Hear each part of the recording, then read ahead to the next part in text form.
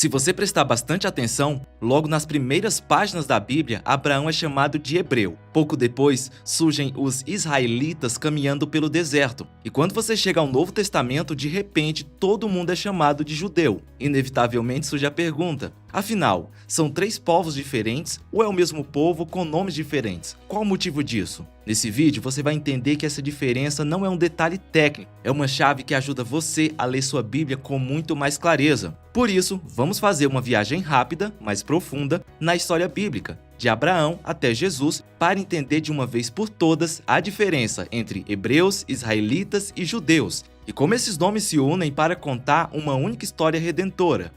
Hebreus. A primeira vez que esse nome aparece na Bíblia está em Gênesis 14:13. Veio, porém, um que escapara e o contou a Abrão, o hebreu. Mas por que esse texto faz questão de chamá-lo assim? Bem, o termo hebreu vem do hebraico ivre, provavelmente relacionado à raiz avar, que significa atravessar, passar para o outro lado. E esse significado não é por acaso, ele combina perfeitamente com a jornada de Abraão. Abraão é literalmente o homem que atravessa. Ele saiu de Ur dos Caldeus, deixando para trás sua terra natal. Ele abandonou um ambiente de idolatria, onde se cultuavam muitos deuses. Ele cruzou o rio Eufrates, movimento importante para qualquer viajante da época, e entrou em uma nova vida moldada pela aliança com Deus vivo, um chamado que mudou não só sua história, como a história do mundo inteiro. Ser hebreu, portanto, não começa com uma categoria étnica, é um marco identitário, um rótulo que descrevia a experiência de quem deixou o velho mundo para trás e passou a caminhar com Deus. Mas com o passar do tempo, esse título ganhou outra camada.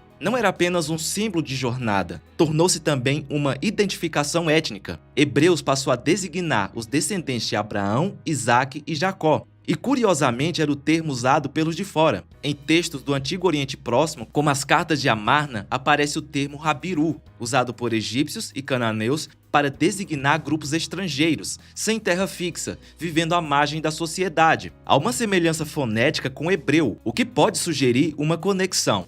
Israelitas. Agora chegamos a Jacó, o neto de Abraão. Ele não é apenas mais um personagem bíblico, ele é uma ponte entre promessas antigas e a formação concreta de um povo. E é no episódio dramaticamente narrado em Gênesis 32 que tudo muda. Ali, à beira do encontro com Esaú, carregando medo, culpa e expectativa, Jacó passa a noite lutando com um ser misterioso, descrito como um homem, mas que fala e age como Deus. No auge dessa luta, vem a declaração que muda tudo. Teu nome não será mais Jacó, mas Israel. Esse momento não é apenas uma troca de nome, é uma reinauguração de identidade. Jacó, o suplantador, o que agiu com astúcia para conquistar bênção e primogenitura, agora se torna Israel, aquele que luta com Deus, ou aquele que prevalece. A ideia é simples e profunda. Depois de ser transformado por Deus, ele se torna o nome que define uma nação inteira. A partir daí, os descendentes de Jacó passam a ser israelitas, organizado em 12 tribos, cada um representando uma parte da família ampliada. Uma nação constituída por Deus, resgatada do Egito,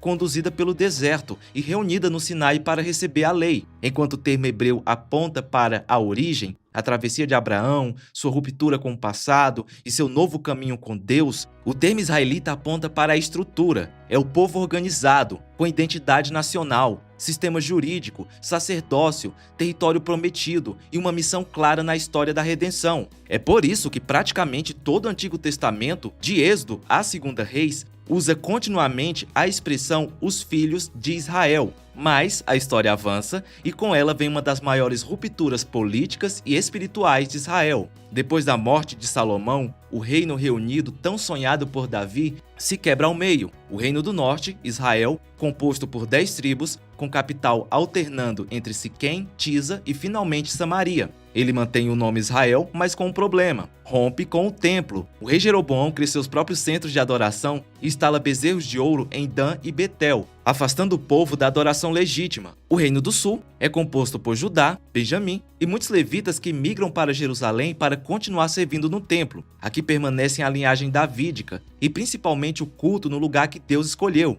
É nesse cenário turbulento que surge a semente do terceiro termo: judeus. Com a divisão política do reino, algo importante acontece. Somente aqueles que viviam no Reino do Sul, Judá, passaram a ser chamados de judeus. Até aqui, judeu é um termo regional, ligado ao território, à tribo e à dinastia davídica. Mas então, acontece uma tragédia, talvez a mais dolorosa de todo o Antigo Testamento. O reino de Israel, formado pelas 10 tribos, é destruído pela Assíria no ano 722 a.C., tendo suas cidades arrasadas, população deportada, identidades tribais diluídas nas nações. Esse é o fim da existência política do reino que carregava o próprio nome Israel. Um pouco depois, Judá, que ainda permanecia de pé, também cai, agora nas mãos da Babilônia, em 586 a.C. Jerusalém é devastada, o templo é queimado, a linhagem real é humilhada e o povo é levado para o exílio. E é nesse contexto de ruína, dispersão e sobrevivência cultural que o termo judeu deixa de ser um rótulo geográfico e passa a ser a principal forma de identificar o povo de Deus.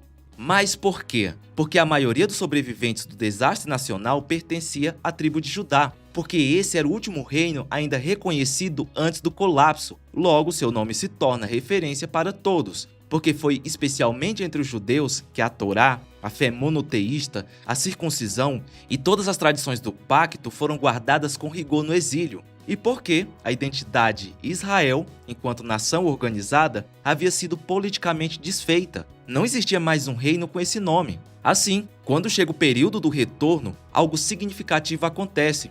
Todos, remanescentes de todas as tribos, ainda que misturados e reduzidos, passam a ser chamados simplesmente de judeus. A partir desse momento, judeu deixa de ser apenas um termo tribal e se torna o nome do povo que sobreviveu ao colapso, reconstruiu Jerusalém, restaurou o templo e manteve viva a fé no Deus único. Então, quando você estiver lendo a Bíblia e encontrar os termos hebreu, israelita ou judeu, lembre-se, eles não descrevem 3 povos diferentes, mas 3 momentos da mesma história. Uma história que começa com Abraão, atravessando um rio para seguir o chamado de Deus, continua com um povo formado por 12 tribos, caminhando pelo deserto, passa pelo trauma do exílio e culmina na chegada do Messias, nascido da tribo de Judá. É por isso que podemos dizer, todo judeu é israelita e todo israelita é hebreu. E no fim, todas essas linhas convergem para Jesus. Como hebreu, ele cumpre a promessa feita a Abraão. Como israelita, ele é o filho obediente que Israel falhou em ser. Como judeu, ele é o rei prometido da tribo de Judá, o Messias anunciado nas Escrituras. E o mais surpreendente, por meio dele, essa história, de certa forma,